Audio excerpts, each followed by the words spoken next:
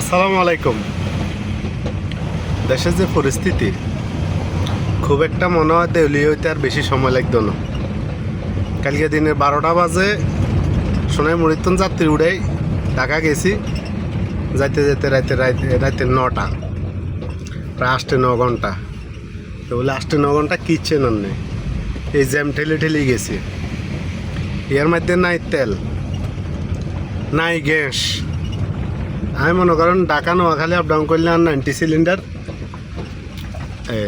যাইতে একবার আইতে একবার লোড লইলে হয়ে যায়। ইনকেস মাঝে মধ্যে 3 বার লাগে, কিন্তু সবার লইছি গ্যাস নাই। 140 120 প্রেশারে গ্যাস লই কাজপত্তন লই আই।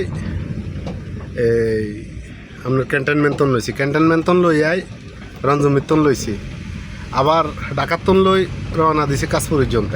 কালকে ঠিক একই ক্যাটাগরি একলাশপুরতন লই ক্যান্টনমেন্ট পর্যন্ত গেছি, ক্যান্টনমেন্টন লই কাশপুর পর্যন্ত গেছি, কাশপুরতন লই আবার কাশপুরে আইছি, ঢাকা পর্যন্ত গেছি। এখন এই পরিস্থিতি ধরেন 24 ঘন্টা টিবুগা মারিয়ে আইছি। তো জ্বালানি খরচ যত বেশি, গ্যাস লইছি তত খরচ বেশি। দি তেল নেই, তেলের লাই সিরিয়াল দিয়ে 1000 টাকার তেল লইছি। পাম্পালাও কাছে তেলে লাই গেলে তেল কিয়া কয় আপনাকে তেল কাম কি এ বেটা তুই আদার বেড়ে জাহাজের খবর লস কেন কি লস।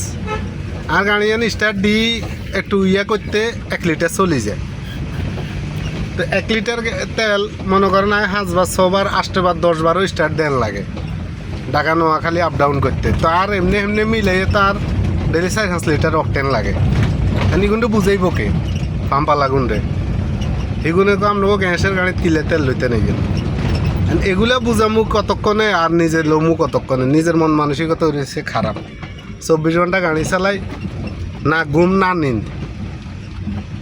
তো এই হলো দেশের বর্তমান পরিস্থিতি। মনে হয় আই হ্যাভ এ প্ল্যান হয়ে গেছে। তো আই হ্যাভ এ প্ল্যান যখন হয়েছে, তো না থাকলে কইয়ে না দিব বলে নাই।